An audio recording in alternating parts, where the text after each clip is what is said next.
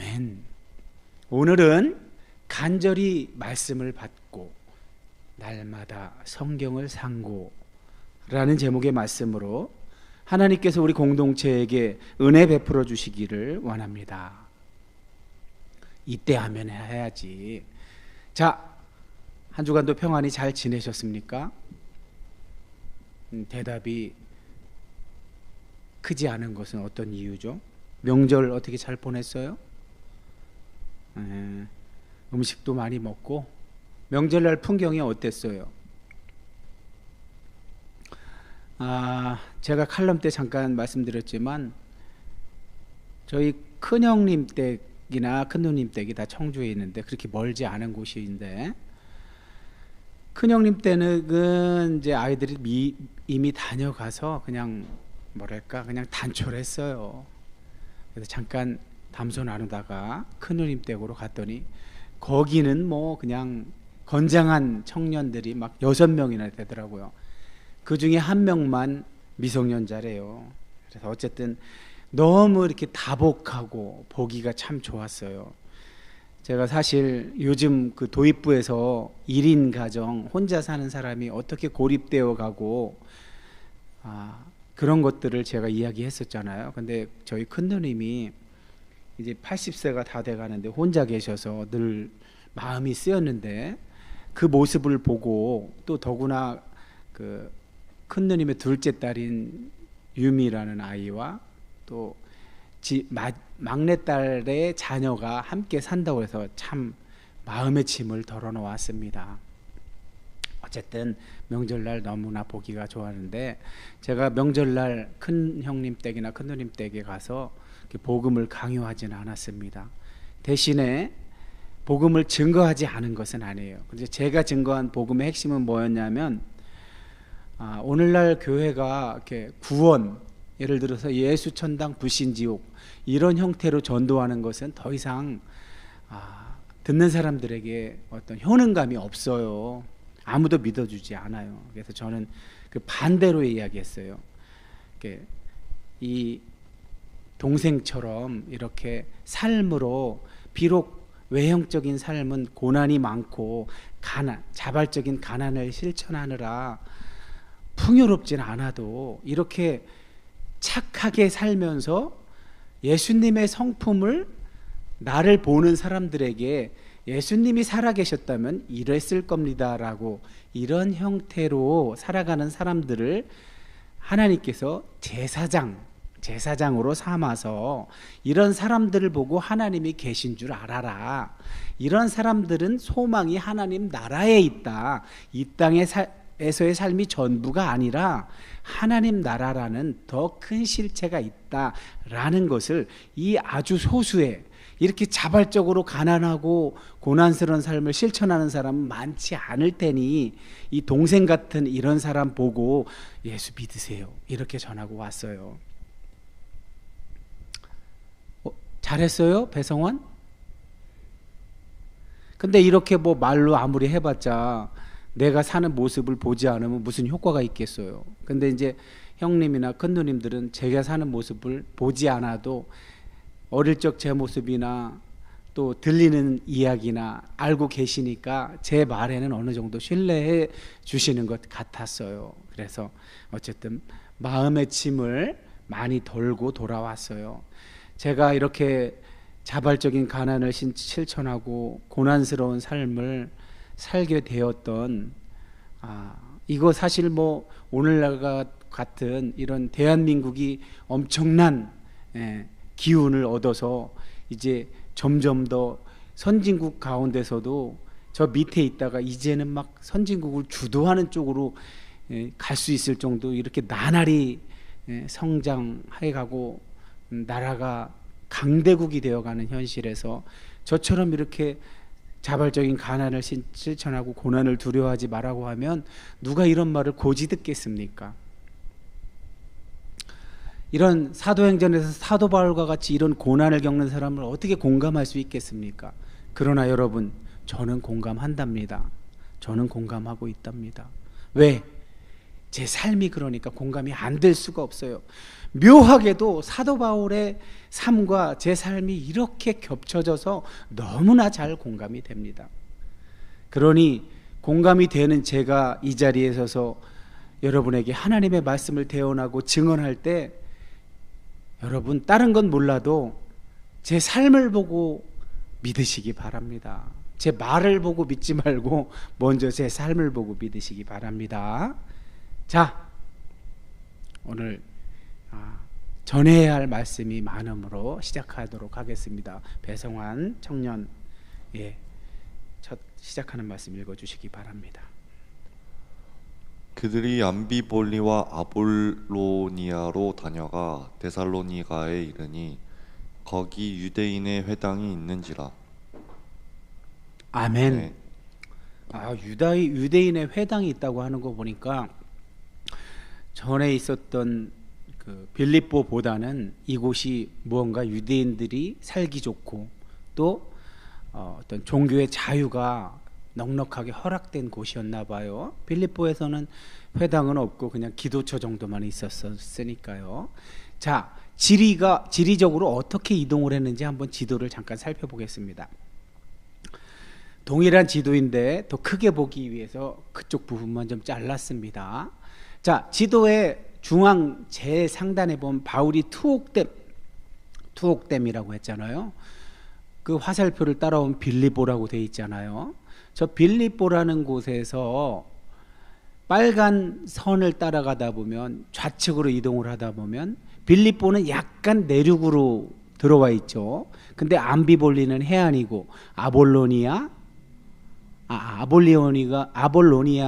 암비볼리를 먼저 갔다가 아볼로니아, 그 다음에 데살로니카, 그리고 베레아. 그러니까 보니까 암비볼리랑 데살로니카는 해안에서 가깝네요. 그죠? 빌립보나 아볼로니아, 베레아는 좀 들어와 있고요. 자, 지금 어디 도착한 거예요?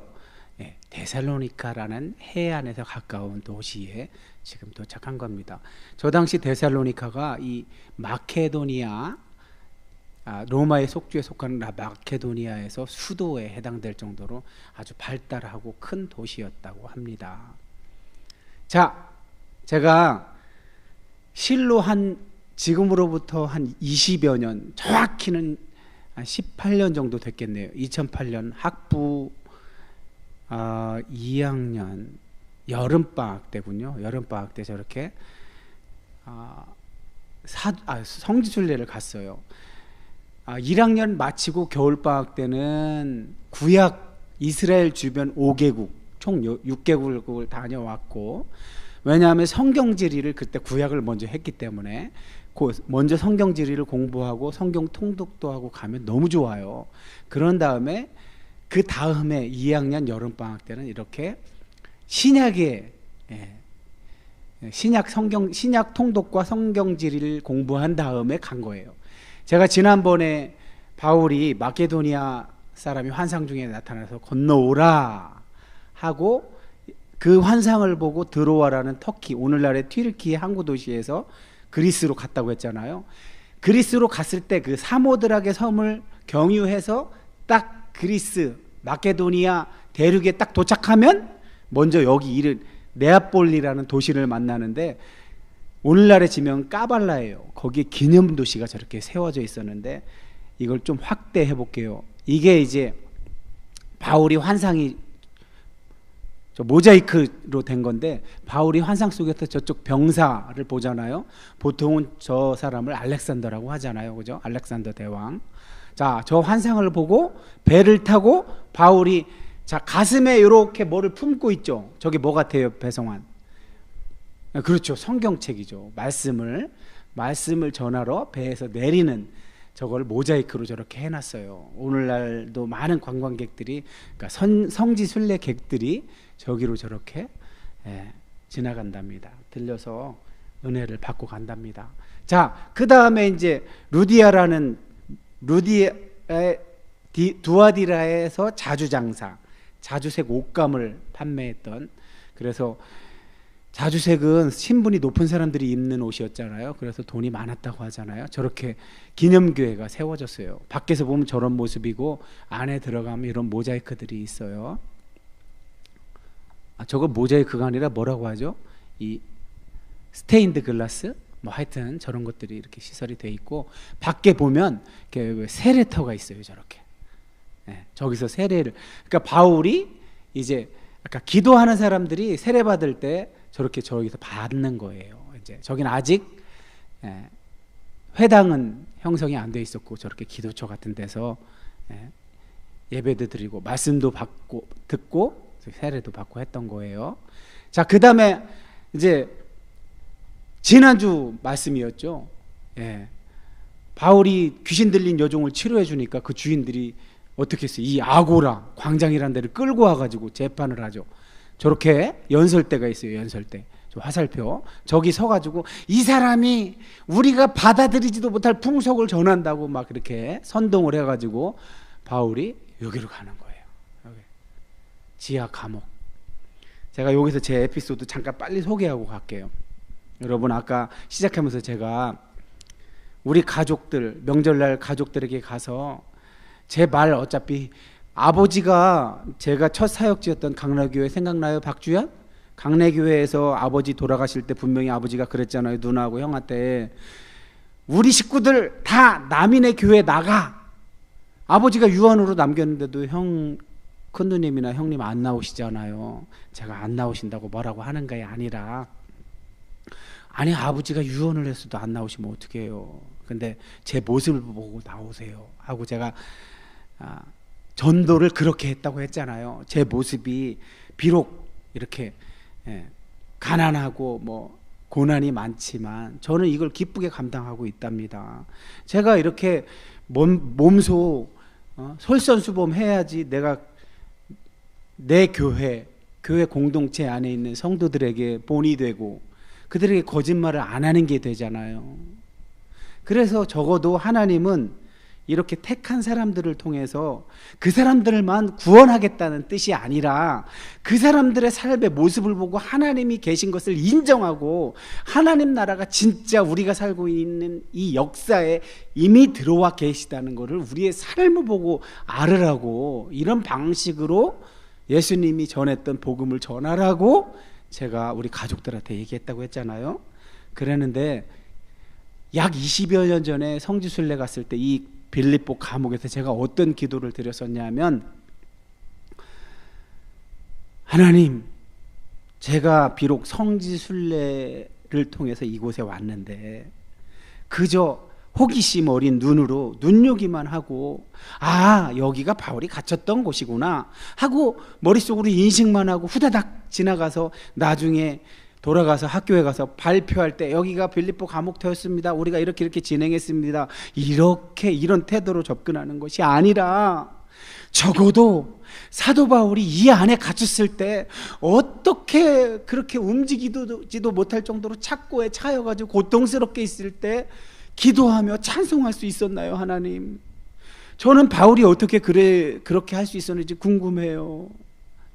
그냥 눈요기만 하지 말고 바울의 그때 그 심정, 그렇게 할 수 있었던 그 근거 저도 공감할 수 있게 하나님 도와주세요 하고 그렇게 기도하고 제가 저기를 떠났답니다.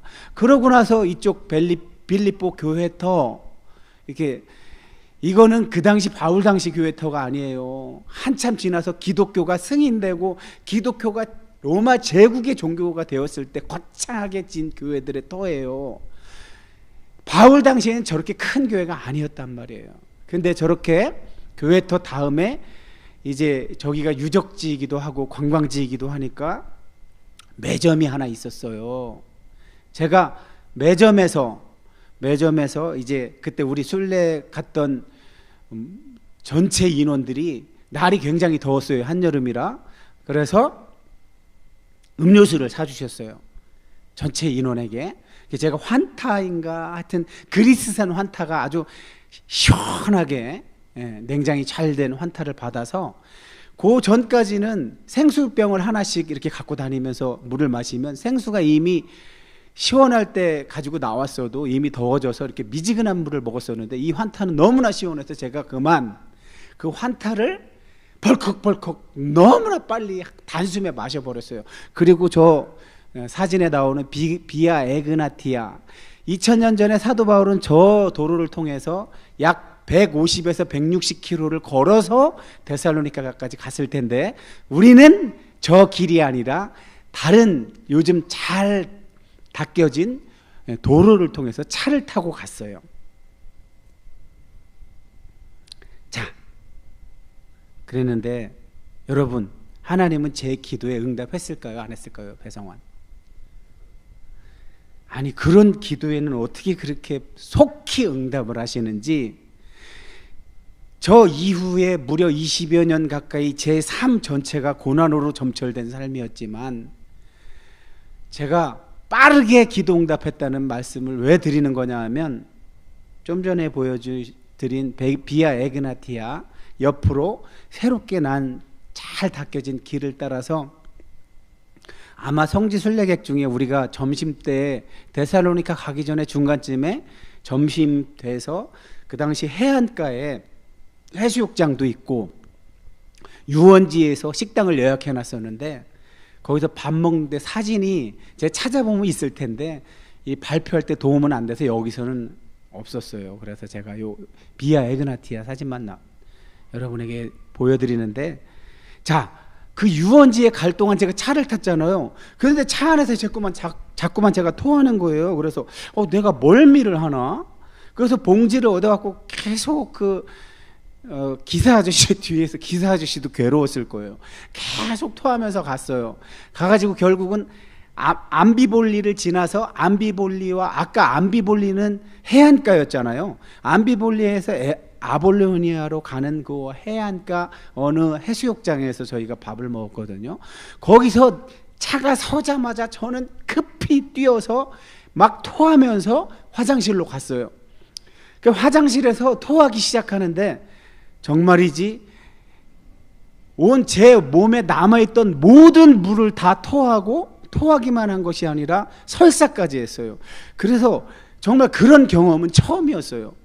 입으로는 토하고 이쪽 뒤로는 설사를 하면서 제 안에 물이 1%도 남지 않을 때까지 그걸 다 쏟아냈어요. 제 일행들이 이제 제가 너무 안 오니까 일행 중에 한 명이 제가 화장실에 있던 걸 발견한 친구가 있었는데, 이 친구가 제 후배였는데 밥도 먹지 않고 저를 옆에서 돌보더라고요. 막 어찌 할 줄 모르고 돌보더라고요. 그래서 하다 안 되니까 이제 일행들한테 얘기했나 봐요. 그래서 일행들이 식사를 하다 말고 다 저 있는 곳으로 왔어요. 그래서 막 다 안쓰러워하고 할 때 어떤 분들은 막 제 머리에 안수도 하고 그랬는데, 제가 여기서 웃긴 얘기 하나 해드릴게요. 교수님은 거기 끼지도 못했어요. 그러니까 이 학부생 신대원생들이 자기들이 얼마나 영성이 뛰어난지 하나같이 저한테 안수를 하는데 교수님은 거기 끼지도 못했다니까요. 그런데 실제로 제가 몸에서 피가 돌기 시작한 것은 그때 막 제가 피기가 없어갖고 완전 백지자처럼 하했었는데, 저를 데리고 나와서 의자에 눕혀갖고, 그 당시에 아마 명성교회 집사님이셨나, 그분이 이제 여기 성지순례에 따라오셨었는데 이 카메라를 잘 다루세요. 그래서 우리한테 좋은 사진들을 많이 찍어주셨는데, 그분이 의자에 누워있는 저를 막 주무르기 시작했어요. 막 울면서 저를 주무르시더라고요. 저 성지순례에 초청했던 그 신대원생 부부는 막 어쩔 줄을 모르더라고요. 막 겁이 나와서 두려워서, 제가 죽을 것만 같았었으니까.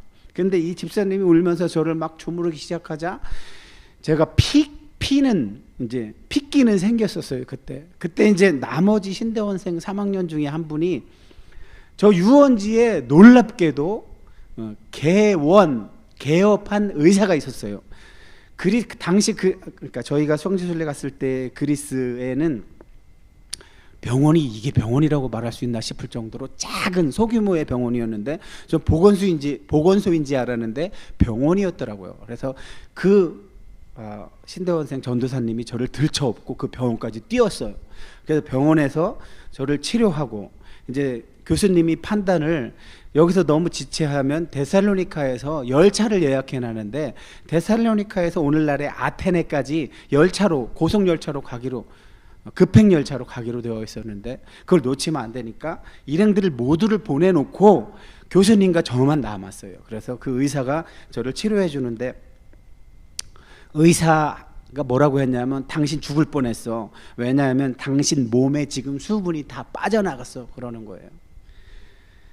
그러면서 이제 뭐 그 정도까지는 제가 알아들을 수 있었지만 이제 교수님께서 의사한테 어떻게 설명했냐면 우리가 코리아에서 한국에서 성지순례 온 나는 인솔 교수이고 이 사람은 학생이다. 그런데 우리가 일정상 데살로니카에 빨리 도착을 해서 일행과 합류를 해서 아테네 가는 급행열차에 타야 된다. 그러니 좀 보내주면 안 되겠느냐 이렇게 요청을 했어요. 왜냐하면 이 유럽의 병원들은 환자를 함부로 이렇게 보내지 않아요.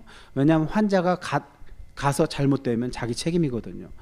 그래서 이제 그때 의사가 약속을 받고 저를 보내줬어요. 어떻게 이 약을 잘 먹겠다, 내가 하는 지시에 잘 따르겠다고 약속을 하면 보내주겠다 해서 결국은 이제 약속 하고 이제 출발했는데 막 교수님하고 둘이 그 일행들을 따라잡지 못하면 정 안 되면 우린 비행기로 이제 가기로 하고 막 버스를 타고 일단 데살로니카까지 갔다가 데살로니카 시내에서 그 만나기로 한 역까지 가면 아무래도 늦을까봐 시가지에 도착하자마자 택시를 탔어요.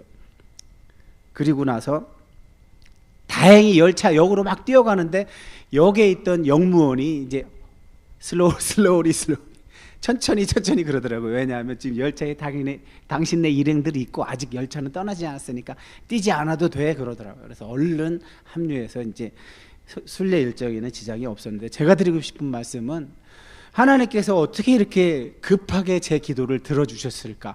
곧 들어주셔서 정말 죽다 살아났습니다. 바울이 저 에그나티아 도로를 걸었을 때 험난한 산을 넘고 매를 맞고 뭐 배가 파산할 정도까지 했다는데 저는 오늘날 첨단 문명의 산물인 차를 타고 갔지만 정말 죽을 뻔했습니다. 이 말씀을 드리는 이유는 하나님은 우리의 기도에 응답하시는 분이라는 사실을 말씀드리려고 하는 거예요. 성환이 주연이 비록 난 안타까운 건 뭐냐면 내가 많이 보아온 많은 신앙의 2세대들은 자기 엄마 아버지가 목사님이거나 아니면 평신도이건 이런 단어를 쓰면 안 되지만 엄마 아버지의 신앙이 너무 성숙해서 그들은 관용적이고 남들한테 사랑을 베풀고 이런 걸 실천하며 사느라 가난할 때 이상하게 신앙의 2세대들은 엄마 아빠를 불쌍하게 여겨요. 존경하지 않고. 그러면서 자기들은 절대 그렇게 살지 않아요. 그게 아닌데 그거 알아들으라고 여러분한테 제게 있었던 이야기를 한 겁니다. 자, 빨리 갈게요. 자, 바울이 자기의 관례대로 그들에게 들어가서 새 안식일에 성경을 풀어서 해석해 줬대요. 새 안식일이라는 건 안식일을 3번 지냈다고 하는 거니까 3주간 있었다는 거잖아요. 근데 실제로 바울의 서신들이나 그 당시의 기록들을 보면 아마 저거보단 더 오래 있었을 거예요. 몇 달 정도는 바울이 있으면서 어떤 복음 전도 활동을 했을 텐데 누가는 3주만 얘기를 해요. 안식일 때마다 가서 성경을 풀었는데 어떻게 풀었대요? 예수님이 메시아로 오셔서 십자가에서 죽으시고 부활하신 것을 증언했대요. 복음의 핵심 중에 핵심이죠. 예수님이 이스라엘이 그토록 기다렸던 메시아로 오셔서 이스라엘의 종교 지도자들의 선동, 로마 제국과 이스라엘 종교 지도자들의 합작품으로 십자가 처형을 받고 그러나 하나님께서 그 예수님을 다시 살아나게 하셨다는 이 복음의 핵심 중에 핵심을 전했는데 그 예수가 바로 우리 이 유대인이 기다리고 학수고대하던 그리스도다, 메시아다. 너희들도 혹시나 이런 기독교가 그러니까 지금 그리스도교를 전하기 이전에 유대인들이 믿었던 그 하나님을 믿고 있었다면 그 유대인들이 그렇게 증언했던 메시아라는 존재가 바로 이 예수님이다 라고 설교를 했대요. 그랬더니 그 중에 듣던 사람들 중에 경건한 헬라인, 하나님을 두려워하는 사람들이죠. 제가 누누이 말씀드렸지만 저때 당시에 이미 성령으로 거듭나서 비록 유대교로 개종은 하지 않고 있었지만 회당에 가서 말씀도 들어보고 이 소수민족인 베두인족들이 그들이 말하는 야훼 하나님, 그들이 말하는 구약성경, 히브리인의 성경을 풀어주는 걸 들었었단 말이에요. 저 사람들은 그게 뭘 의미하는 건지도 몰랐었죠. 그들이 말하는 제일 앞에 나왔던 그 메시아를 상징했던 게 뭐라고요? 여자의 후손, 제라, 지로트라는 복수를 안 쓰고 제라라는 단수를 썼다는 얘기는 뭐예요? 예수님을 나타낸다는 거죠. 사도 바울이 그렇게 설명하잖아요. 저들이 말하는 메시아라는 사실을 좀 전에 바울이 증거했더니 저들이 믿었대요. 어떤 사람들이? 하나님을 두려워하는 헬라인과 이방인과 큰 무리, 그리고 적지 않은 귀부인, 그 당시 귀부인이라는 건 지위가 높았던 사람들의 부인들이 바울의 설교를 듣고 믿었대요. 바울과 신라를 따랐대요. 그러니까 유대인들이 질투하고 시기를 했대요. 왜냐하면 유대인들은 지금 나름대로 자기들 자부심을 가졌잖아요. 하나님께서 우리를 먼저 선택해서 우리를 통해서 하나님이 이런 말씀을 하셨다고 성경을 풀어주고 하는 역할을 했었는데 갑자기 바울과 그의 일행들이 나타나서 그 유대인의 성경이었던 히브리 성경에서 약속했던 그 메시아가 예수다 하고 전하니까 시기와 질투가 일어나서 자기들이 기득권이었었는데 지금 기득권을 잃게 생겼잖아요. 그랬더니 불량배들을 데리고 와서 소동을 했대요. 아까 빌립보 때 아고라 광장이 있었잖아요. 그런 데로 데리고 가서 지금 선동을 하려는 그런 짓을 하려고 한 거죠. 그런데 그 선동을 했던 당사자들이 야손의 집에 있다는 이야기를 듣고 그 집에 쳐들어갔대요. 왜? 그 이 말을 전한 사람들을 끌어내려고. 그런데 발견하지 못했대요. 다행스럽게 떠났던 거예요. 저들이 도착하기 전에. 그랬더니 이 사람들이 그냥 있지 않고 야손과 형제들을 끌고 읍장들 앞에 가서, 저기서 읍장이라는 건 데살로니카는 빌립보는 로마 군인으로 있다가 퇴학한 로마의 식민지 도시였었는데 거기는 로마의 법 체계가 있었잖아요. 근데 여기는 데살로니카는 자유도시였단 말이에요. 자치권을 줬어. 자치권. 그 자치권을 행세할 수 있는 최고의 권리인을 가진 사람, 제일 위에 있는 사람, 읍장이라고 여긴 표현되어 있는 거죠. 그 사람이 이제 이 재판을 할 수 있는 권리를 가지고 있으니까 거기도 데리고 간 거예요. 이 사람들이 야손과 그의 일행들이 이 이상한 거 전하는 사람들을 맞아들였다. 우리는 황제의 명령을 따르는 황제의 백성인데 이 사람들은 황제가 왕이 아니라고 한다. 다른 왕이 있다고 한다. 그 왕 누구요? 예수라고 한다. 이렇게 지금 얘기하고 있는 거예요. 그래서 어떻게 하는 거예요? 이 사람들이 나쁜 사람들이니까 이 사람들을 빨리 재판해달라. 그렇게 얘기한 건데 무리와 읍장들이 그 말을 듣고서 막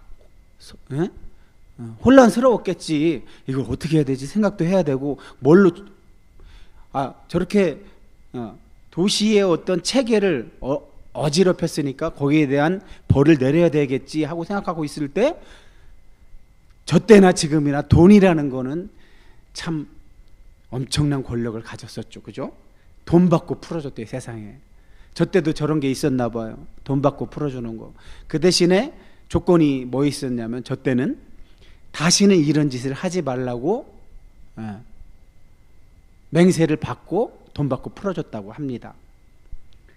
자, 그렇게 하고 나서 다시 거기서 걸리면 큰일 나니까 이제 다시는 하지 않는다고 해서 풀어준 건데, 그래서 형제들이 믿었던 사람들이 바울과 실라를, 아까 베레아는 어디였었어요? 저기 지도에 보면, 지도 상단에 보면 빌립보, 암비볼리, 아볼로니아, 그 다음에 데살로니카는 해안 지방이었는데 베레아는 조금 더 안쪽으로 들어가 있죠. 데살로니카는 행정, 무역 이런 게 아주 성행했던 그런 도시였단 말이에요. 큰 도시.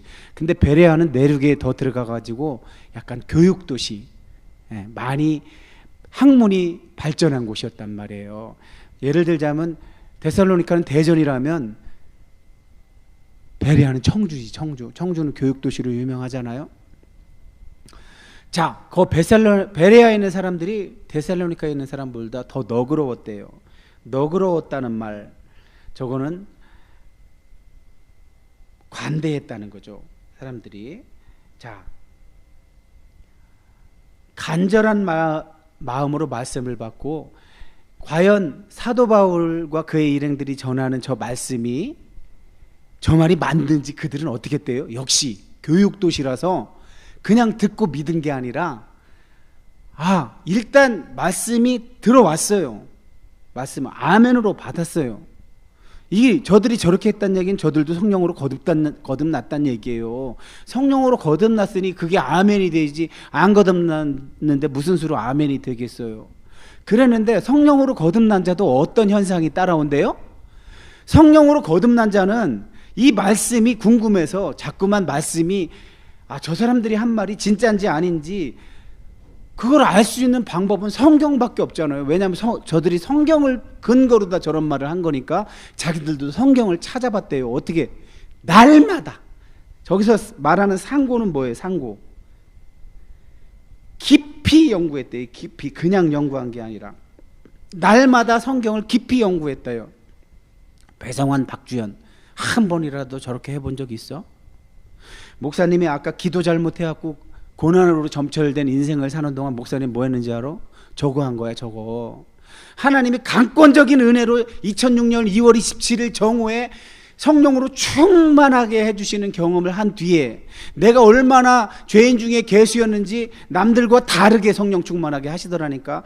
불덩어리가 내 단전으로 와서 온몸을 훑고 지나간 다음에 세상에 내가 알지도 듣지도 못한 말을 30분을 하다가 멈추고 난 뒤에는 7시간을 했다고 그랬잖아. 그리고 내 안에는 모든 죄악된 것들을 다 태워갖고 가지고 나가시더라고. 그때부터 내가 좋지 않은 어떤 현상만 봐도 아팠다고 그랬잖아. 그 정도로 나를 강력하게 하나님께서 통제하셨어. 그게 저 간절한 마음으로 말씀을 받고 해당되는 거야. 이런 일을 겪은 사람은 그 다음 현상이 뭐라고? 내 이성을 사용해서 내게 일어나는 일이 이게 뭐지?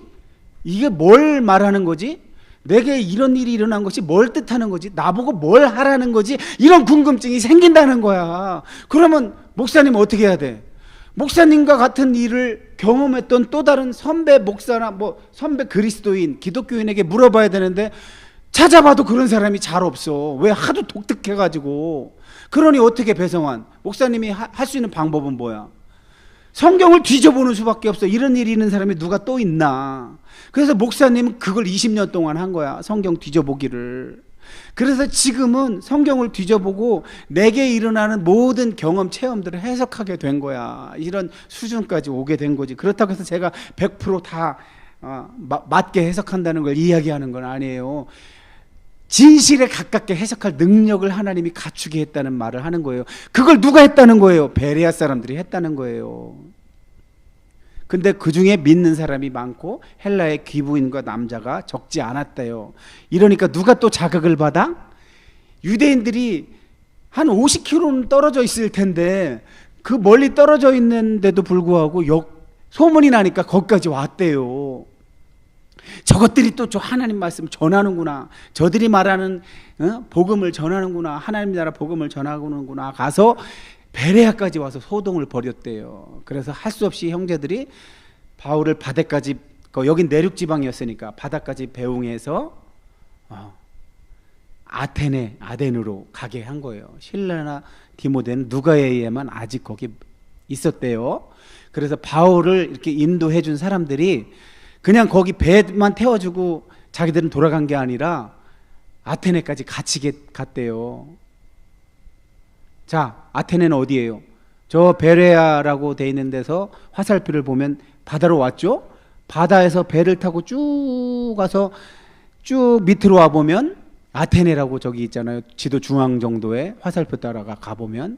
그러니까 마케도니아라는 로마의 속주에서는 가장 남쪽에 있고 남쪽 끝에 있고 저기도 유명한 도시였었죠. 그때 그리스 철학이 발달한 유명한 도시였었어요. 저까지 무료 저기까지 같이 갔대요. 그러고 나서 자기들은 돌아갔고 신라와 디모데를 나한테 좀 보내줘요 하고 그들에게 부탁을 하니까 그들은 떠났대요. 자, 여러분 여기 보세요. 앞을 보세요.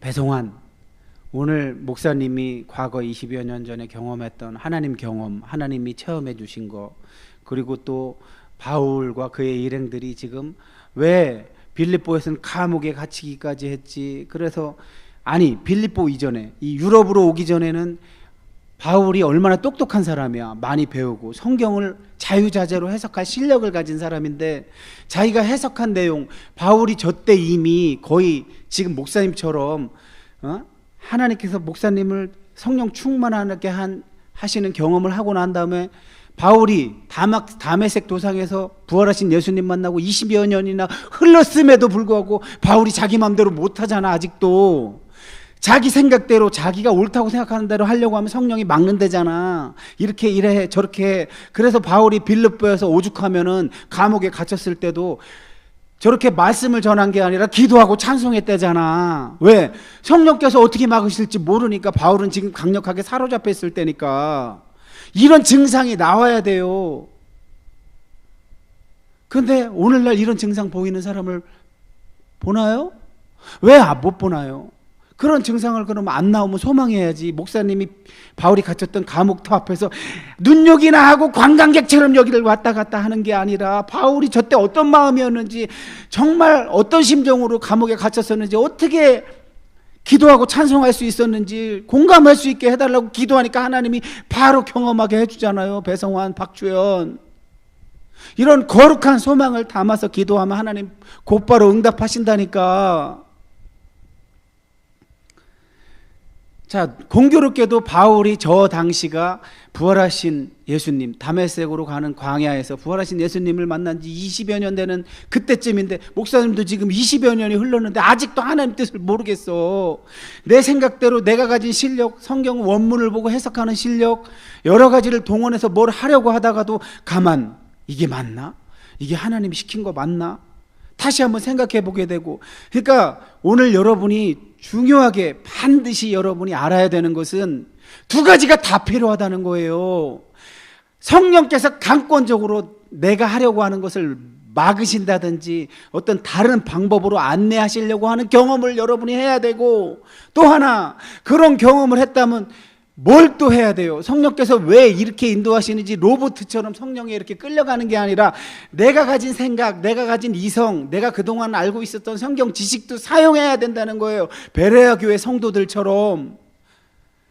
왜? 내게 일어난 현상을 하나님께서 우리가 뭐 내비게이션 보고 가듯이 그렇게 구체적으로 알려주시는 것이 아니라 상징적으로 체험하게 해주시잖아요. 상징적으로. 그러면 내가 그걸 해석해야 될 거 아니에요. 근데 해석할 때 그 근거로 삼는 것이 무엇이라고요? 성경이잖아요. 그럼 열심히 성경을 내 이성을 갖고 연구해야죠. 여러분이 그거 알라고 지금 이 말씀을 주신 거란 말이에요. 근데 오늘날 한국교회를 잘 보세요. 양쪽, 그러니까 성령께서 강력하게 임재하셔서 내가 하려는 것을 막으시고 나를 통제하시고, 이런 경험이 있는 사람들은 이쪽에 있어요. 약간 반지성적인 사람들. 그런데 오늘 베레아 성도들처럼 하나님의 말씀을 풀어준 사람, 성경을, 이 성경이 말하는 메시아는 예수야, 예수. 근데 이 예수가 구약 성경, 히브리인들의 성경이 말하는 메시아인데, 이 메시아가 예수님으로 오셔서 십자가에서 돌아가시고, 그 돌아가신 예수님을 하나님이 3일 만에 부활하셔서 지금 하나님 우편에 가 계신 분이 바로 예수님이야. 이렇게 히브리인들의 성경을 풀어줬단 말이야. 그러면 베레아 성도들처럼 이거를 수용해. 그렇군요 하고 그 다음 행동이 뭐라고요? 성경책에서 정말 그렇게 말하는지를 자기들이 직접 보고 그걸 궁금해하고 그런지 아닌지 연구를 한단 말이에요. 근데 한국교회는 어때요? 아까 반지성적인 사람들이 거기서만 머무르는 사람이 있었다면. 그래갖고 이 사람들은 주로 어떻게 했어요? 기복으로 가져갔죠. 기복. 자기가 한 성령 체험을, 그것이 무엇을 의미하는지 어디까지 가봐야 돼요. 성경을 찾아서, 성경이 자기가 체험한 것이 무엇을 의미하는지 성경 속에서 찾아보고 그 뜻이 무엇인지 하나님의 뜻을 바르게 알아서 바른 방향으로 가야 되는데, 거기까지 안 가고 다 어디로 갔어요? 성령 체험한 것을 이 땅에서의 삶에서의 부와 명예와 지위 이런 걸 추구하는 쪽으로 가버리죠. 그리고 반대편에는 누가 있어요? 베레아 성도들처럼 성경을 연구하고 성경 공부 좋아하고 지식적으로 알기는 사모하는데, 이분들은 뭐가 없어요? 배성환. 성경 지식은 많은데 특히 장로교가 그렇잖아. 장로교가 성경을 많이 가르치잖아. 예? 근데 여긴 뭐가 없어요 대신에. 물론 장로교는 스펙트럼이 넓죠. 보수적인 곳이 있고 진보적인, 총신과 한신. 총신이 우측이라면 한신은 좌측이지. 그래서 총신이 체험 쪽이라면 한신은 베레아 쪽이지, 연구 쪽. 사회 참여 많이 하고, 개인 성화를 중시하는 총신이라면 사회 참여를 강조하는 한신. 통합 측은 어디? 중도. 우리가 통합 측이에요, 중도. 근데 신사적이라고 하는 소리를 제일 많이 듣는 통합 측도 사실은 뭐가 없어요? 하나님이 개입하시는 경험이 잘 없지. 성령께서 강권적으로 통제하시는 경험이 잘 없지. 이렇게 불균형을 이루고 있어요. 반쪽짜리들은 많은데 이것이 함께 융합이 되어서 통전적으로 경험하는 실존들이 없는 거예요, 지금 오늘날. 그래서 배성환, 박주현에게 이 두 개가 균형 있게 내 안에서 역사하시는 경험을 하라고 여러분 앞에 이 말씀을 전하는 줄. 또 이 오프라인에는 말씀을 전하는 저와 배성환, 박주현이 있지만 온라인으로 이 영상을 시청하시는 분들도 들으시라고, 반쪽짜리가 되지 말고 한쪽짜리가 되라고, 온전히 성령께서 막으시는, 개입하시는, 통제하시는 경험도 하시고, 또 그 경험이 무엇을 의미하는지 궁금해서 도저히 견디질 못해서 성경을 찾아보고, 내가 한 경험이 성경 속에서 이렇게 말씀한 것과 같구나. 그럼 내가 앞으로 이렇게 하라고 하나님께서 이렇게 말씀하셨구나. 여기까지 가는 그런 저와 여러분이 되라고 이 말씀을 주신 줄 믿습니다. 기도하겠습니다. 고맙고 감사하신 아버지 하나님,